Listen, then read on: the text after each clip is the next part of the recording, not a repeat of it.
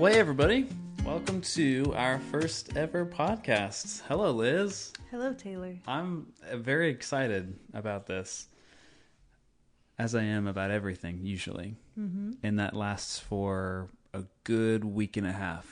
So we'll see if this becomes something that lasts longer than a week and a half, but I don't know. Could be fun. Could be. I'm having fun. I know, you got 2 cups of tea in front of you. Yes, one is an unfinished one from earlier, and now I have my sleepy time tea. What mug are you drinking from tonight? Tonight's mug is California. Courtesy of Nicholas. Nick. What a guy. What a guy. Hey, so this is our first episode, so I guess we should do a little bit of introduction since you may or may not know who we are. The male voice that you're hearing is Taylor. This is me. I guess a little bit about kind of where I am in my life right now in this current season. I've been serving, we were just talking about this, Liz, how it's been a year and a half of me serving as the creative pastor at a church in Charleston area. And before that, got to serve as the associate pastor at one of the campuses. And before that, got to serve as the worship leader at that campus and did student ministry worship, drinking Monster energy drinks and jamming for the Lamb. Right, Liz? Oh my gosh. Jam stop. for the Lamb. Just stop. Did that for several years and had a great time with it. And so I'm pumped to be doing what I'm doing now. And we'll probably dive into some of our backstory too in a little bit, kind of how we got to where we are and all that kind of stuff. But tell the people a little bit about you. Hello, my name is Elizabeth Clyde. I am married to Taylor Clyde. We are. I like to say together we are Elizabeth Taylor. It's very easy to remember. And I get sad thinking that the next generation is just going to look at me like I'm dumb and old. Yeah, they're not going to get the reference. They will not. But it's okay. For now, I'm enjoying it.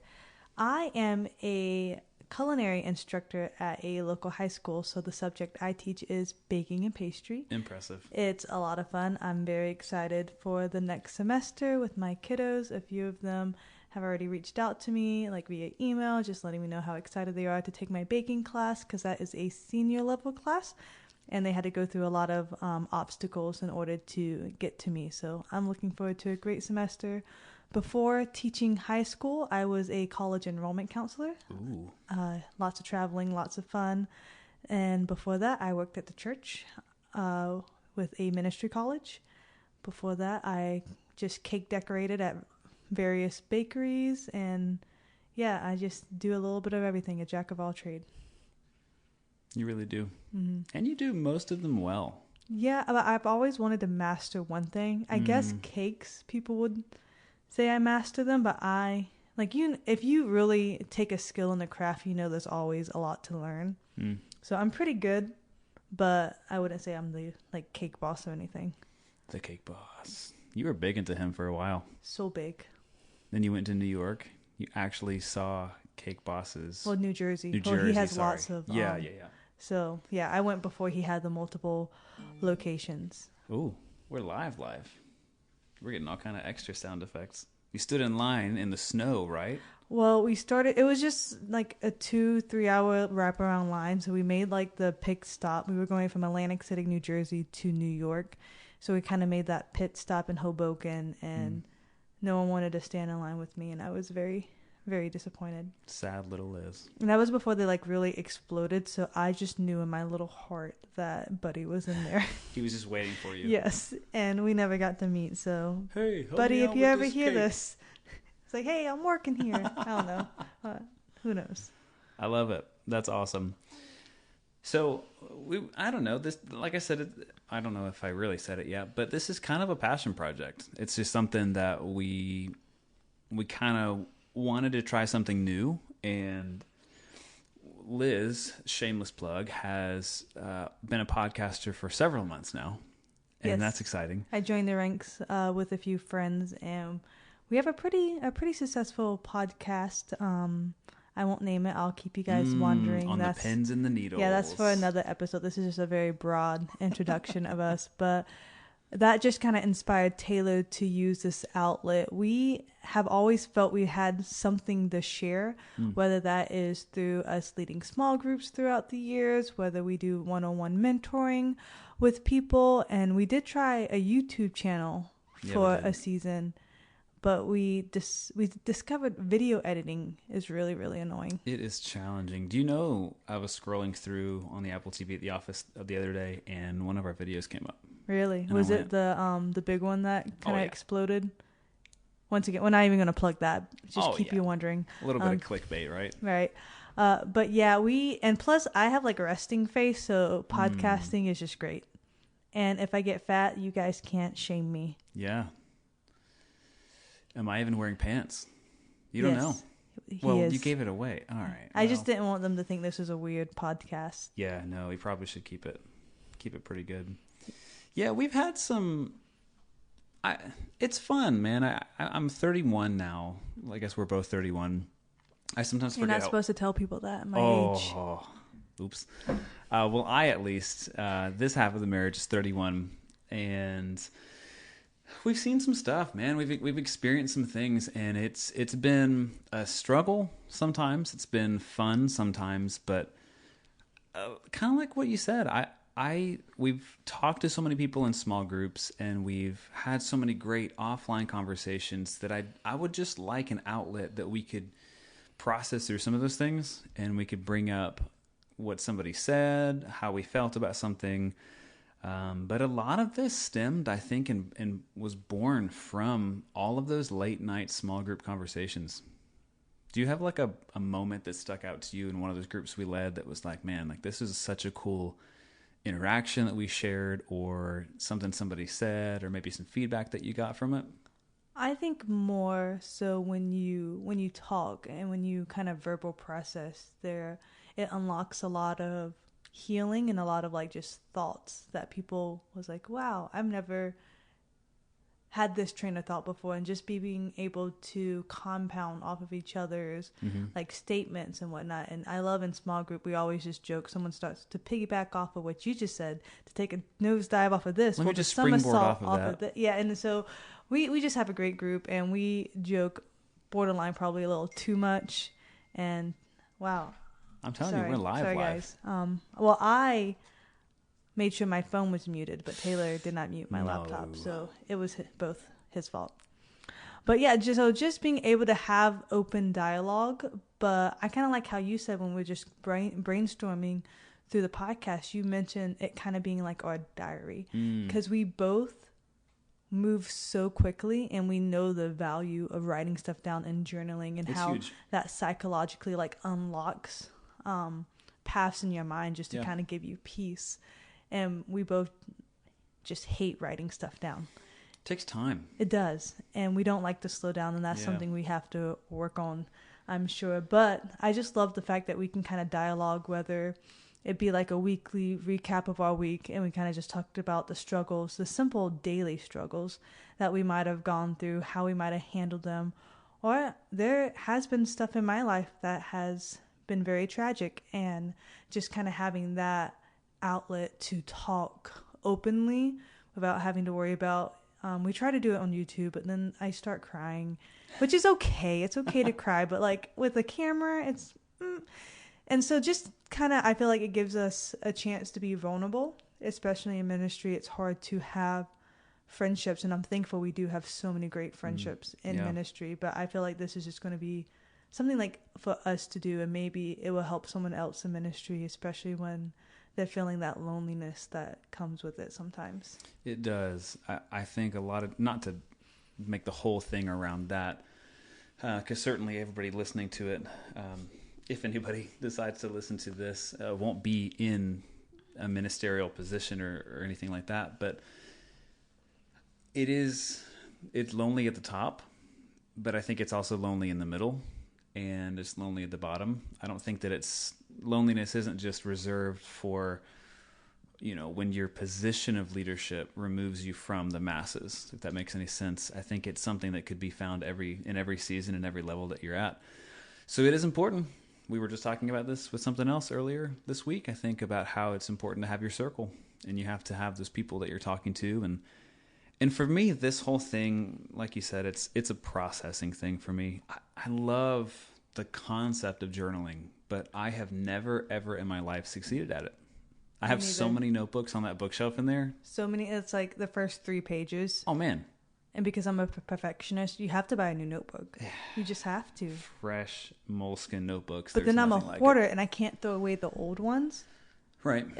We have a problem. It is a problem. But I think we found a solution in this. So that's no more exciting. Paper. Yeah, no more paper. Yay. We're digital and we have to take more time to edit things. But well, that's you, and that's not a we in editing. That's tough. That's tough. So what'd you work on today? Today, let's see. So I had a meeting with my other hosts with our other podcast, and then we did a live episode recording on our Facebook page. You're fancy. So yes, my voice is very tired. And fun fact, I actually have a speech impediment that I have struggled with. I joke about it mostly now, but it's always a fun time at the end of the day, and I'm teaching, and my R's turn into W's, and those high schoolers, man, they don't let it slide. They don't give me a pass. They don't give me a pass. And I learned to joke with it. It's a part of my testimony. It's part of who I am. But so if you guys can't understand some parts, if I'm extra tired, just, I don't know. High school was tough, but high school was not the worst. Middle school was the worst. Yes. Middle school, I got asked if I was like special needs a lot because my speech impediment comes from hearing loss. And my mom would say, like, if you watch The Waterboy with like Bobby Boucher, but there's that guy who doesn't make any sense at all. And so I just remember being young. My mom would say that was you? Well, my mom would be able to tell us what he said. And granted, you don't know because parents be. Now that we have friends who are parents, we're not parents. They just be making stuff up. Yeah. And so she's like, well, you talked worse than that. So of course I understand him. Oh my. So gosh. I'm like, and even then we've been together 14, 15 years. So if we look at videos when we first started dating, and you even said I've articulated a lot, and I've gotten better with my speech, and thankfully tubes help, medical stuff helps, but yeah. Gosh. Yeah, it just comes through practice. But man, in middle school, I think it's just our brains aren't fully formed yet. And I was telling somebody this on Wednesday, I think, that because she was going into 9th grade. Yeah, she's going into 9th grade. We were filming a testimony video, and some of the crew that went on the El Salvador missions trip came in to film some stuff. And so I was talking to this girl, and she's going into 9th grade. And I said, man, isn't it the worst that you climbed to the top of middle school? You went, okay, 6th grade stinks, 7th grade's okay, 8th grade, you're kind of like getting settled and established. And you're like, man, okay, I'm at the top. This is great. And then you go right back down in 9th grade, and you start right at the bottom. Do you know the most annoying grade, though, out of all the grades? It's not freshmen. It's the sophomores. To teach or to be in? I think to teach. Okay. Because the sophomores, they think they're hot snot now because they're no longer freshmen. Sure. And so the freshmen, like, they just be like, oh my gosh, you're such a freshman, blah, blah. I'm like, you were literally a freshman 3 months ago, sir. Oof. I need you to calm down. Because the seniors, they don't give a crap anymore. No. They're just ready to graduate. They are like, what's the least I can do? Mm-hmm. Right. And juniors are kind of still doing that prepare, like, okay, one more year, I got this. And they're kind of like doing that work still. But sophomores are just kind of like, man, dislike. So what was your least favorite grade to be in? I think for me, it was probably 6th grade. Because I started at a new school, and I was in that bottom rung, just trying to figure out if I was normal, knowing I'm not normal, but trying to fit in, but obviously never going to be able to fit in. It was weird. I think one of my hardest grades was probably junior year, maybe sophomore, junior year. And that's when we kind of started dating. Well, mostly because of you take the SAT. And you get ready for college. I think so junior because you can already start like pre-applying to some colleges. And I have a strict Asian father. and yeah, and then like a very educated mother. Enough said.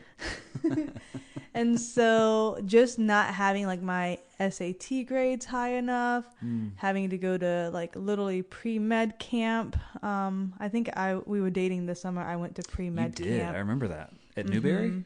Yep. Yeah. No, Lander. Okay. So I thought about going to Newberry College. I got a scholarship, but it was the pre-med was at Lander. Just nothing was ever good enough. Like I would get a 98. Dad would be, why aren't you getting 100? And also my class ranking was very important. I had to be top 10. If I was not top 10, that was going to be a problem in our household. So come junior year, you're really trying to keep that rank. So it was just a pressure academically. Very thankful that I am educated, and like because they pushed me to do so much, a lot of stuff comes easier now. Like I can do quick math, I can read quickly. So I mean, college was a lot easier, but that was definitely the worst grade. And plus, we started dating, so then they had ammo to use against me. Before we started dating, if I didn't have a boyfriend, if I got grounded, big deal. But because we started dating when I was like a junior, they were like, well, can't talk on the phone tonight unless you do this. Yeah, so it's your fault. Halfway. Yeah, my parents never... They cared about grades. Don't get me wrong. I don't want them to sound like they just were okay with a degenerate kid that couldn't do anything. But they certainly weren't. But they never really pushed grades, which was always okay for me until we got together. And then I graduated high school. And I was like, you know what? Yeah, I'll go to college. And you said, you could do a full course load, and that'd be perfectly fine. Because in my head, taking 6 classes at a time is manageable. I'm a grade older than Taylor. We're both 31 now that he's outed me. But I am a grade older. So I've already did a whole year of college when he joined me at our good old Trident Tech. Spoiler, disappointment to my parents. Well. Decided to go to Tech. My watch says it's bedtime. It's 9:30 and Taylor goes to bed about 9:45. But it's okay. We are dedicated to this podcast. Maybe in the next episode. Whoa. Matthias just figured out how to open the door. That's our dog. Hi, buddy. Maybe in the next episode, I will learn how to put stuff on mute. But maybe not. We'll see. We kind of are just winging it. We literally set everything up and was like, let's just go. Yeah, we wanted to see kind of what would happen. And also, we wanted to be kind of casual. Just to where, like you said, it's kind of that diary kind of thing. So it's kind of fun that we just launch off into other conversations. If anything, if one of us ever gets like dementia or something. Oh, it's perfect. Notebook it's like has the digital, nothing on us. I was going to say the digital notebook. That's so true. Yes. Yeah, that's wild. I'm reading a good book right now. Yeah. It's a pretty intense eye roll, Liz. Sorry. Do I have to pretend to care? Yes. Taylor, I'm not working off any notes right now. Taylor, please tell me, what are you reading? Oh, cool. Yeah. So I'm reading this book. I believe it's called the 16 Irrefutable Laws of Communication. Oh. By Dr. John Maxwell. I don't know if he's a doctor. I think he's like an honorary doctor. Or was that Billy Graham? I think Billy Graham was an honorary doctor. Is John Maxwell. University can kind of give you an honorary doctorate. It's just a piece of paper. It means kind of nothing. After growing up in Michigan, Maxwell attended Ohio Christian University, then received a master of... He's got an MDiv and a doctor of ministry. Wow. Okay, so he's a doctor. Now yeah. you know. Do you know he's been speaking for over 57 years? I did know that. Because he's just old. Gosh, but to speak for that long. Anyways, yeah, so I'm reading that book. I think it's his newest one, if I'm not mistaken, at this time. And it is, obviously, I mean, when you have been speaking for 57 years, you just get really good at stuff. It's like when you have been baking for 57 years. You're going to do, okay, to be fair, you're going to do exactly what you do now, which is not measure as much, and you just go, oh, I know what this is, and you just put stuff in a pan, and boom, magically, it's the greatest thing that anyone's ever had in their life. I don't measure you don't see me measuring as much because I know what a cup looks like, so I don't have to scoop out a cup and measure. So it's not like I'm not measuring, because baking is a science. Oh, for sure. I just know what it looks like already, so I can measure with my eyes. Which is witchcraft to me. It seems really crazy, and it's the same with him. He goes on. He's saying this stuff in this book, and I'm going, oh, it's really, really cool stuff. And a lot of it was cool. So I read up until probably chapter 3 or 4 right before I preached at North Charleston campus this past Sunday. Mm-hmm. And it was really cool because I'm walking Matthias and I'm listening to it and I'm going, okay, here's a strategy for speaking. Okay, here's a strategy for communicating this content this kind of way to get this kind of result and all this kind of stuff. So it was neat to kind of, while at the same time as I'm delivering content, to think through some of the stuff that I read and kind of live it out. Okay. It was a good time. The most recent thing I read was housing inflation articles. Okay. Yeah. I haven't really been reading too many books lately. I've never read anything on the housing market inflation. I was just kind of seeing because, well, it spun off. It started with that, but you know how like you keep on clicking and clicking and clicking. Rabbit hole. So, yeah. So what kind of stuck out to me, just if we're talking fun facts, kind of like the unemployment rate and how that curves with the supply and demand of the surplus of groceries, the cost and whatnot. And that's a whole another episode, and I don't have the stats. No, that's right a whole in front economics class. Yes, I do. I do have an MBA, and so I really love personal finance, and I way to flex am very on Liz. Stop. So I'm very interested in how supply and demand works, the housing economy, like inflation and whatnot, because I'm just very budget minded. We used to be broke as a joke, so we literally had to make every single penny stretch. And so when I am stressed and I don't feel secure, I go into research mode. And I'm like, it makes me feel like I have control, even though I don't really have control. It's a false sense. I worked it out in therapy. We're semi-okay, guys. Just semi. But, so it was just kind of interesting because, so what some politicians think is best for the economy right now is higher unemployment rate. So our unemployment rate, it went up a little bit, but it's not up enough. Okay. And doesn't that just sound like crazy? It went up, but not enough. Yeah, Unemployment. Unemployment. So some people, are out of work, but we need more people out of work. For why? The only way to stop these inflation prices is to stomp out the curve. So we keep on buying, and because we keep on buying, the supply is there. And the demand is there. So we keep on wanting to buy and buy and buy because we have the jobs to yes. buy. Okay. And so when unemployment is higher, people buy less. And when you buy less, then the demand is less, meaning if there is less demand and then there's more supplies, that's what makes the supplies go down. Wow. So you always hear supply and demand, and it sounds so simple, but then you have to think about the chain reactions with it. And so because inflation is so high right now is because there's actually a fight for good employees. Because unemployment is so down, there's less people looking for jobs. Because there's less people looking for jobs, we have all those holes at restaurants and grocery stores. Because we have all the holes at restaurants and grocery stores, we now need to try and keep the employees we do have, and the way to keep them is to pay them more. But when you pay the grocery stocker more, you have to raise the prices of the groceries to keep up with his stock. To keep up with this pay. Okay. It was a interesting rabbit trail, and I spent a lot of time just clicking on articles. That's wild.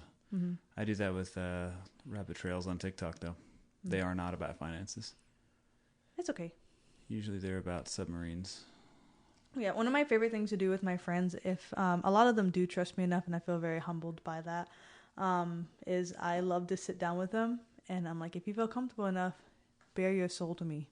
AKA, you never feel show uncomfortable me your finances. Talking about wages and stuff. No, I feel the quietness of wages is almost not like a scheme, but I feel like it is a scheme of corporations. They put that fear. You're not supposed to talk about your wages because they want to be able to price cut some people. Because if Joe gets paid more than Susan should know if it's because A, she's a woman, which is discrimination and is illegal, or B, if it's because Joe has a master's, X years experience, and Susan always comes to work late, so she hasn't gotten a raise in 3 years. So if you know people's pay, then you kind of know where to go. You know what I mean? Yeah, I'm a little more conservative than you are when it comes to that. Which is okay.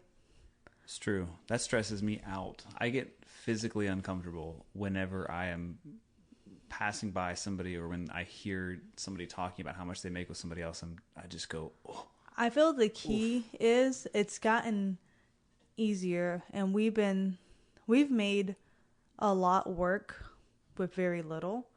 And we've kind of, even though I've like stressed about money and like how are we going to pay student loans, how are we going to do this, well, I want to get ahead, I want to invest, I want to do in retirement, I feel behind, when in reality we're pretty good at 31, like right now financially. It took us a long time. Well, I'm good at 31. We're not sure how old you are. Stop. Right? But it took us a while to get, I would say in the past 5-6 years, let's just say 5 years, we did not have to really worry about paying bills or money. In the past 2 years, we really, really didn't have to worry about paying bills, and we would be able to be super generous with our money. And I'm not going to go and say, please go tithe, do this. But you hear the saying, you can't outgive God. And so whenever we went super generous 2 years ago, and we partnered with Kingdom Builders, which is our church, which is above and beyond your tithes and offering, and we decided to be Kingdom Builder pledges. I feel like just so many other doors opened where we've gotten blessed with money, and I'm like, we don't even need this. Yeah, I think I was walking Matthias last night whenever what you said hit me, because I didn't really process it yet until I kind of slowed down and was just processing the day with him. But we went out to, I would say on a whim, we went out to a fairly nice, I mean, we're not talking downtown Charleston nice, but it was a decent, super nice place in Mount Pleasant. You and the dog? No, where we went to eat last night. Well, you said me and Matthias. Oh, I'm sorry. While me and Matthias were out walking, I was thinking about what you said earlier. Oh, we went to California Dreaming last night. Okay, now you have to sponsor us California Dreaming, which is not hard. Just give us a contact. Don't be that person. It'll be great. But we went there kind of almost on a whim and just decided to have a date night. And once we got there, we looked at the menu, decided what we wanted, ordered it, and then never once looked at the price. And I don't want it to seem like we're, blowing our own horn or just kind of, doing whatever and just bragging about this. It's not that. It's just, it is unreal that we are now in a place, which has not always been this way, but we're now in a place where we literally can go to a place like that and go, I would like this. We used to share the nachos, which used to be Billy Baru at Moe's for a date night. So if we went out, we used to have to share our entrees. But even in that season, I feel like we were really content. And that's kind of like to circle back what I was getting to when knowing other people's finances. So if Susan makes more than me, because I'm so content with where the Lord has us, I don't have to be jealous of Susan. I don't have to be jealous of what God has blessed her with, because God has more than abundantly have blessed us. And so I feel like that's just maybe a grace with me. And plus, I love numbers. So I love helping people win with their finances. I believe we are not called to be poor in spirit or finances. Like, I feel like God wants to bless us and use us. And yes, there would be times where we get stretched and we have to trust God through a season, and He will show up and provide for us. And there will be times where we might have to sell something that we don't want to sell. But goodness gracious, or there might be even times where you have to get a second or third job, and you just thank God for the being able to work extra to be able to provide and pay for the bills. So I feel like if you look at it that way, talking about finances is not so scary or uncomfortable, because you should want everyone to win with their finances. Most definitely. Yeah. Yeah, of course. For me, it's probably just the uncomfortableness of knowing that I don't make as much as somebody in a laterally the same position. And I'm just going, But then, but that can drive you. Why don't you make the same? Is it favoritism? Right. Is it, sometimes it is with workplaces. Yeah. At the university, I was more qualified for a job position. I didn't even know the position was posted. I was thinking about applying, but they literally posted a job, hired someone, and cut and closed just like that, because they already had their person picked who was less qualified, less educated.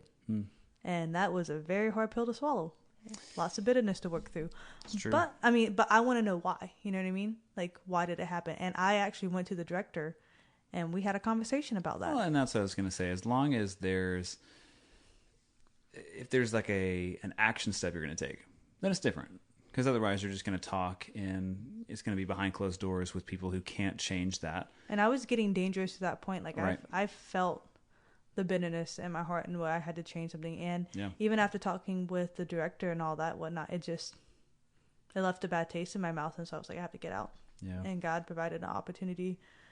Thankfully, like I have a great job now. It actually, being a school teacher was a pretty dang good pay raise Unreal. from being a college recruiter, where I brought in over $3 million worth of just tuition, not including room and board, just tuition. And I let them know that too. But that's another story. It's true. We're 30 minutes in, Liz. Wow. We wanted this to be 30 minutes. We didn't want people to have to... Like 30, 45. Did we even talk about what we wanted to talk about? Did we even know what we wanted to talk about? Yeah, I think we kind of let people know kind of who we are, and we processed a little bit about what happened today, which is kind of the win. Mm-hmm.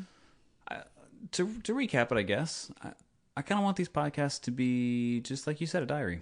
We can just kind of process stuff, and then we can post solo episodes where you hit a passion point of yours, and I'll hit a passion point of mine.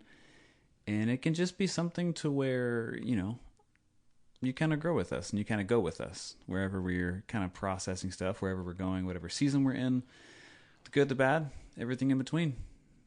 I like it. I think my favorite is we are actually, if you are listening and you do follow us on Facebook, you will maybe notice that we're not going to post about this for a while. We're just kind of going to... Yeah, this is a secret Yeah, podcast. it's not like a secret. For We just want to do a few episodes. Honestly, I want to see if Taylor sticks with this. Me too.